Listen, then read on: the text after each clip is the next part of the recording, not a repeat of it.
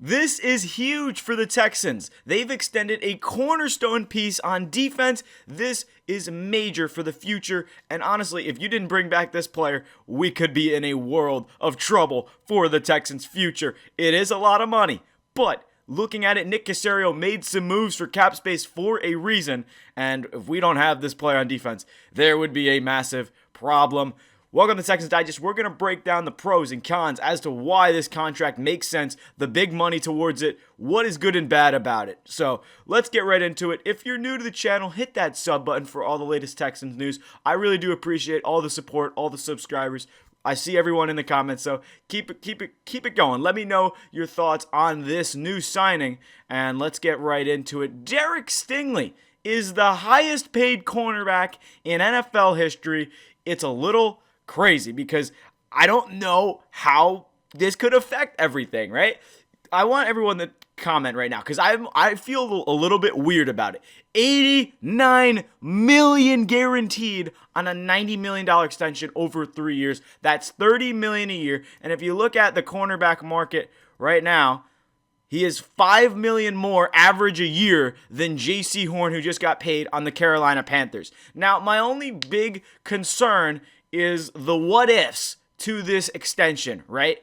You don't know what the future holds. You look at players at the top right there. Patrick Surtain, he's been pretty dominant, but the other guys, Jalen Ramsey, obviously he's not the same guy he once was. Yes, he's 31.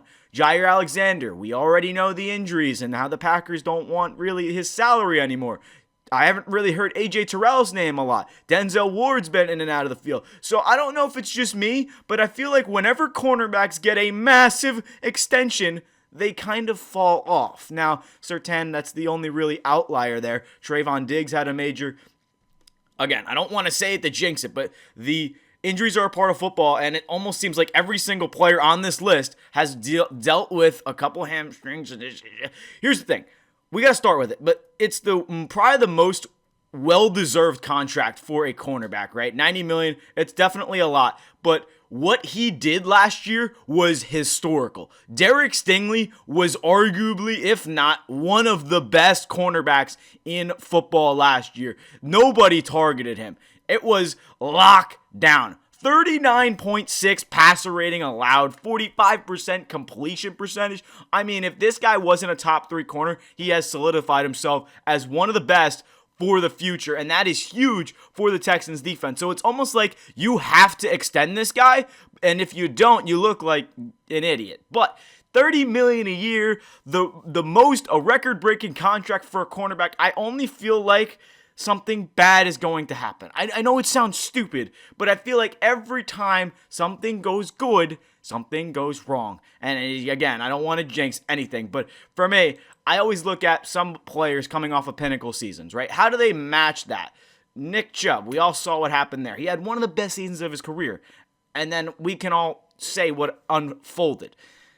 Again, you can rip me in the comments, but I feel like that's just my biggest fear of what could happen. Now, we all know what he can do when he's on the field, but he also dealt with a couple injuries already at LSU. He was in and out a little bit for the Texans in his sophomore year, if I'm mistaken. But, I mean, let's look at it. $5 million more as an average salary, $30 million a year. He's better than J.C. Horn, no doubt. The question is, what does Nick Caserio do now with the extra money in 2 other players that are very dominant as well for this Texans team, C.J. Stroud and Will Anderson? They have to get paid a massive amount of money as well. So that's half the reason to why Laremy Tunsil was traded, because Laremy was taking up $27 million in a cap hit. So you get rid of his contract, you can plan for the future in your franchise quarterback and your franchise edge rusher, as well as your franchise cornerback. Derek Stingley, no doubt, had to be re-signed. It's just a matter of the scariness of what I have and my perception on all the crazy things. I'm sorry for flipping through everything, but I'm trying to get a mix of the graphics. All right, let's go to the stats for Stingley last year. Derek Stingley, an absolute monster. I mean, you could see him in the Chargers game alone. He had 3 interceptions against Justin Herbert. This is very good news for the Texans. I feel indifferent about it because I feel like with an extension, you have that higher expectation, right? He was on a rookie deal last year, and I'm not saying higher expectation for Stingley, but because he is now paid $30 million a year, everyone is now expecting him to be that top cornerback in the league. And if he somehow has a CJ Stroud sophomore slump, I know he's been in the league longer, but my point is, if he has a down year from last year, people are going to be like, I don't know if he's worth the money, $30 million a season. He missed X amount of games. And you can compare that, if I'll go back to it, you can compare that to this list right here, where you have Marlon Humphreys, 29 years old. Denzel Ward dealing with some concussions. AJ Terrell dealt with a hamstring. Jair Alexander, lower body injury. Same type of situations to where it's like, okay, if you now don't play to what you did last year, you're all of a sudden not worth the money, right? And maybe it's, again, I feel like I might be coming from a wrong place, but I need to hear everyone in the comments, because this is a good signing. I almost said trade. I don't know why, but the Texans have been on a roll, and I love the fact that they're planning for the future. This was one of Stingley's last years on his rookie contract, so it was bound to happen. But look at the stats tell the story alone. 47 tackles.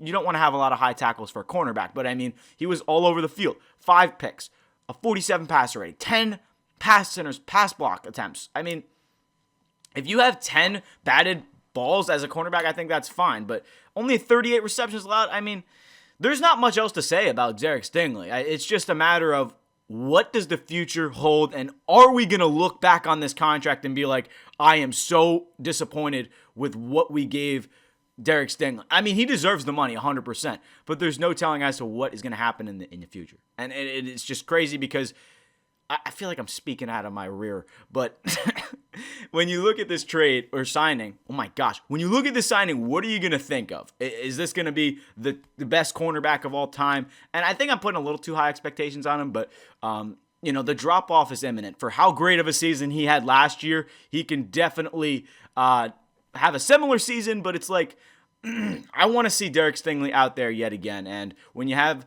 a couple cornerbacks that are playing up the standard, Kalen Bullock, we'll see if he goes back to cornerback or playing safety. You have CJ Gardner-Johnson now, so it's not all on Stingley, which is a good thing. Your secondary is now boosted to where Stingley can play his game. He can put a receiver out on an island, do his thing, and continue to play well with good surrounding talent around him. So there's still a lot to look forward to. Still, I'm just getting, the biggest number I'm kind of crazy about right now is the $89 million guaranteed. 3 years, you're banking on the fact that if anything goes wrong, that is a $89 million guaranteed for the next 3 years. Derek Stingley is locked up. So you can't really move his contract even if you wanted to, because you're going to have to eat all that dead money. I'm not saying that they're going to, but if something were to happen to where they don't think he's the guy that he once was, and I know 3 years' time, it's for his age, I don't think it's anything crazy, but Stingley deserved the money. He played his all out last season. I mean, you just look at the numbers, but highest paid cornerback.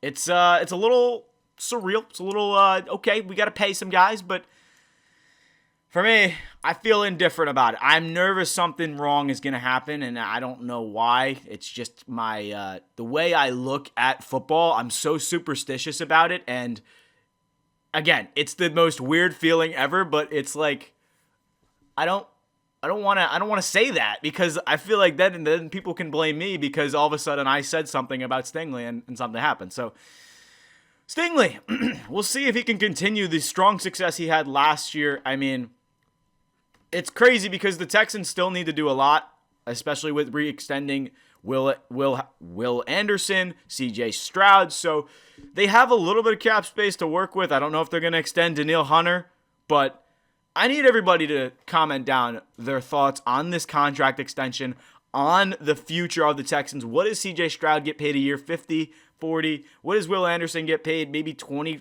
30, around there? Are both those guys going to be the highest paid at their position as well? Stingley definitely deserved it. He played like the best cornerback in the league last year, so he's up there. 30 is still a lot, but I mean, to lock up a guy for 3 years who's young, who has the talent, who has sky is the limit, I love it. But there's still things that can go wrong. So, again,